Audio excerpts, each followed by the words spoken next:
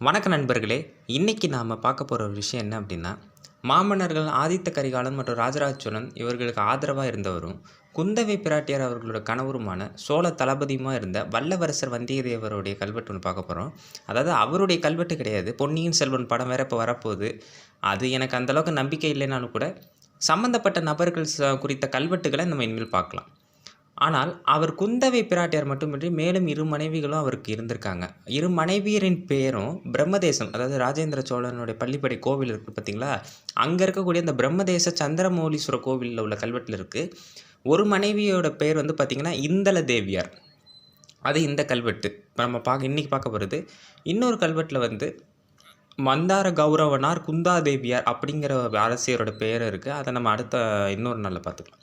இதுதான் கல்வெட்டு. கல்வெட்ட பார்ப்போம்.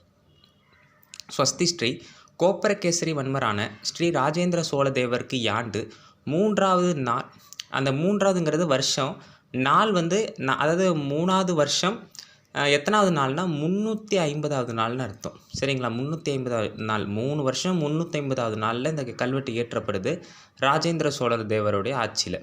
ஜெயங்கொண்ட சோழ மண்டலத்து நாமர் கோட்டத்து கரைக்கோட்ட பிரம்மதேயமான பராக்கிரம சோழ சதுர்வேதி. இது அந்த ஊரோட பேர். இப்போ இருக்கிற பிரம்மதேச ஊரோட பேர். சதுர்வேதி மங்கலத்து மகாசபை பெருங்குடி பெருமக்களும் எழுத்து எம்மூர் ஸ்ரீ போ தை மகாதேவருக்கு. அந்த சந்திரமௌலீஸ்வரருக்கு வந்து போத்தை மகாதேவர்னு கொடுத்துருக்காங்க. மகாதேவருக்கு வல்லவரசர் வந்தியத்தேவர் தேவியார். இதுதான் அவங்களுடைய பெயர். தேவியாருங்கிறது வந்து மனைவின்னு அர்த்தம்.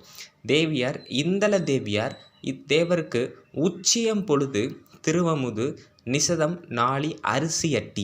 இதில் வர இந்த உச்சியம் பொழுதுங்கிறது வந்து பார்த்திங்கன்னா மதியம் பொழுது அப்படின்னு அர்த்தம். அந்த விளக்கத்தில் நான் சொல்கிறேன். அடுத்து அட்டு அமுது செய்விப்பதாக கொடுத்த பொன் ஐங்கலஞ்சு இப்பொன் ஐங்கலஞ்சும் சபையோமே கொண்டு இப்பொன்னுக்கு பொலிசையாக இத்தேவர்க்கு சந்திராதித்தவர் உச்சியம் பொழுது அமுது பே அரிசி உ நிசத நாளி அரிசி அட்டவும் நீ அப்படின்னு கொடுத்துருக்காங்க. இதில் வர இந்த ஐங்கலஞ்சுங்கிறத 5 கலஞ்சுன்னு அர்த்தம். சரிங்களா? அதேமாதிரி பொலிசைனா வட்டின்னு அர்த்தம். அதாவது உச்சியம் பொழுதுங்கிறது வந்து மதிய நேர பூசைன்னு அர்த்தம்.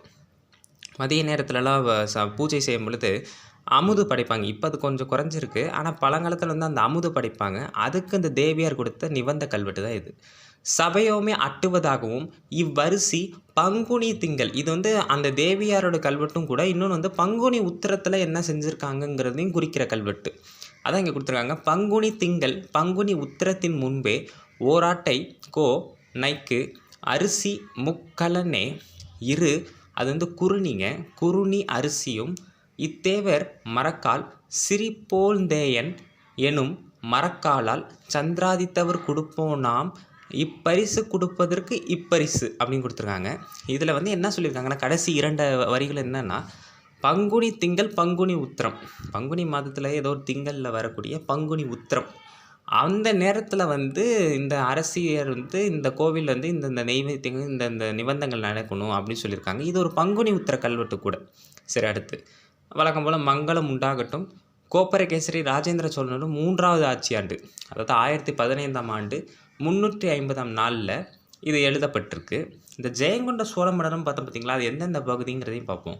தென்னார்காடு கோட்டத்தில் பெரும் பகுதியும், செங்கல்பட்டு, வட ஆற்காடு, சித்தூர், இந்த மாதிரி எல்லா கோட்டங்களையும் தன்னகத்து கொண்டது. அப்போ ஜெயங்கொண்ட சோழ மண்டலத்துக்குள்ளே இந்த பிரம்மதேசம் இருந்திருக்கு. புரியுதுங்களா? இப்போ இருக்கிற பிரம்மதேசம் வந்து பார்த்திங்கன்னா காஞ்சிபுரம் மாவட்டத்தில் இருக்குது. அது எல்லாமே வந்து இந்த ஜெயங்கொண்ட சோழ மண்டலத்தில் தான் அடங்கியிருக்கு. அதுவும் குறிப்பிட்டு சொன்னால் வட ஆற்காடு பகுதி கோட்டங்களில் தான் இந்த பிரம்மதேசம்லாம் அடங்கியிருக்குங்கிறது தெரியுது. அடுத்த இது வந்து என்ன சொல்கிறாங்க, நாம கூற்றத்து கரைக்கோட்ட பிரம்மதேயம்னு சொல்கிறாங்க. இந்த நாம கூற்றத்து அப்படிங்கிறது வந்து வட ஆற்காடு பகுதி. இப்போ இருக்கிற வட ஆற்காடு பகுதி. இதனுள் தான் பிரம்மதேசம் சந்திரமௌலீஸ்வரர் கோவில் அடங்கியுள்ளது. சரிங்களா? பிரம்மதேயங்கிறது அந்தணர்கள் வசிக்கும் பகுதி.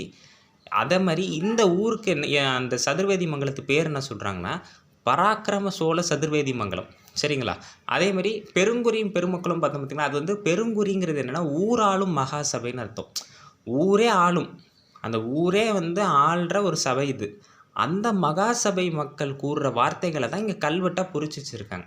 அதுதான் இப்போ நம்ம பார்க்குறோம். முதல்ல உள்ள 3 வரிகளும் வந்து யார், எந்த ஊர், அவங்க எந்த ஊரில் உள்ள மகாசபை மக்கள்னு கொடுத்துருக்காங்க. இப்போ தான் கருத்துக்கு வரும்.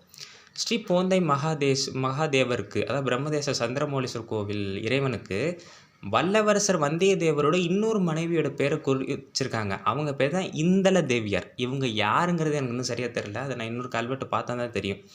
இந்தள தேவியார், அந்த தேவியார் இந்த கோவிலுக்கு மகாதேவருக்கு உச்சியம் பொழுதுன்னா பகல் நேர பூசையில் திருவமுது படைக்க, அதாவது படையல் படைக்க நாள்தோறும் ஒரு நாளி அரிசி, அதாவது 1.125 கிலோ அரிசி இட்டு அதை படைப்பதற்கு தேவையான பொன் படைக்கணும்ல, படைக்கிறதுக்கு தேவையான காசு வேணும்ல.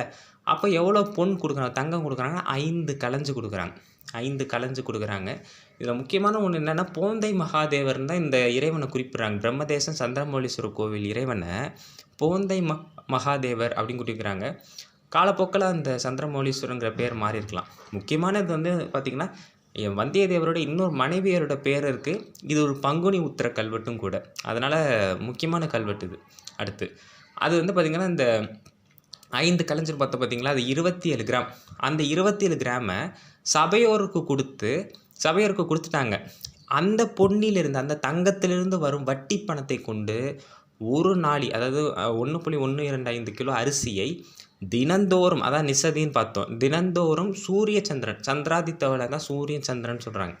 சூரிய சந்திரன் இருக்கும் வரை சபையினரே பகல் நேர பூசையில் அமுது படைக்கும் பணியை ஏற்றுக்கொண்டுள்ளனர். யார் இந்த தானத்தை கொடுத்துருக்காங்கன்னா, வந்தியத்தேவரோட இன்னொரு மனைவியான இந்தள தேவியார். சரிங்களா? அடுத்து அதுவும் அந்த படைக்கும் அரிசியை பங்குனி மாத திங்கள் உத்திர நாளில், அதாவது பங்குனி உத்திரத்தை தான் அப்படி கொடுக்குறாங்க.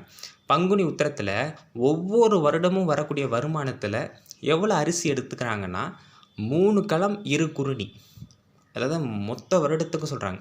3 களம் 2 குருணி, அதாவது 38 குருணின்னு அர்த்தம். அந்த அரிசியை இக்கோவில் இறைவனுக்கு ஒரு மரக்கால் அளவீடு இருக்குது. சரிங்களா? மரக்கால் அளவீடு இருக்குது. அதாவது களத்தில் வந்து களம்னு பார்த்திங்கன்னா 8 மரக்கால்னு சொல்லுவாங்க. 8 மரக்கால் அப்படின்னா 96 படி. சரிங்களா? அந்த அளவீடை எந்த பெயர் கொண்டு அழைக்கிறாங்கன்னா, சிறிபோந்தேயன். ஏன்னா இறைவன் பேர் வந்து போந்த மகாதேவர். அதனால தான் சிறிபோந்தேயன் அப்படிங்கிற ஒரு மரக்கால் அளவீடில் அளந்து அந்த 38 குருணி அரிசியை சூரிய சந்திரன் இருக்கும் வரை நாங்கள் படைப்போம். எப்போ? பங்குனி உத்திரத்தப்ப. சரிங்களா? இது ஒரு கல்வெட்டு. அதாவது இந்த கல்வெட்டு எதை குறிக்குன்னா, நிபந்தம் அந்த தேவியார் கொடுக்குறாங்க. அந்த நிபந்தத்துலேருந்து சபையினர் ஒரு நிபந்தம் செய்கிறாங்க. ஒரு முக்கியமான கல்வெட்டு இது. இன்னொரு கல்வெட்டில் கௌரவ மந்தானார், மந்தார கௌரவனாரை பற்றியான கல்வெட்டை நம்ம அடுத்த பதிவில் பார்ப்போம். இந்த தகவல் எல்லோரும் பகிருங்க. நன்றி, வணக்கம்.